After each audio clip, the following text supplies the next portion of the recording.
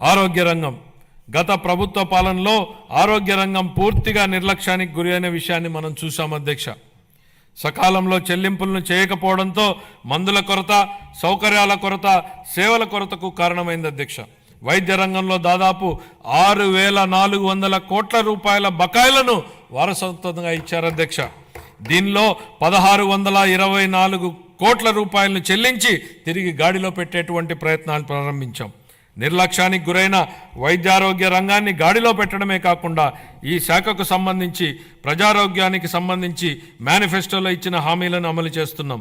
దీనిలో భాగంగా ఇప్పటికే ఉన్న ఎన్టీఆర్ వైద్య సేవ పథకానికి తోడుగా ప్రతి కుటుంబానికి నాణ్యమైన వైద్య సేవలు అందించేందుకు పేద మధ్యతరగతి ప్రజలకు ఆసుపత్రులకు వెళ్లిన వెంటనే ఎటువంటి ఇబ్బంది లేకుండా కార్పొరేట్ వైద్యం అందేలా పథకాన్ని రూపొందించాం.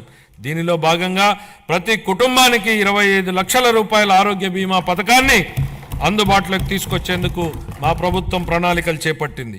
ఈ ఏడాదిలోనే ఈ పథకాన్ని అమల్లోకి తేనున్నాం. దీంతో పాటు ఆసుపత్రుల్లో మందుల సరఫరా, మెరుగైన వైద్య సేవలు, పారిశుద్ధ్యం వంటివి ఇప్పటికే చేపడుతున్నాం అధ్యక్ష. 25-26 ఆర్థిక సంవత్సరానికి వైద్య ఆరోగ్య మరియు కుటుంబ సంక్షేమ శాఖకు 19,264 కోట్ల రూపాయల కేటాయింపును ప్రతిపాదిస్తున్నాను అధ్యక్ష.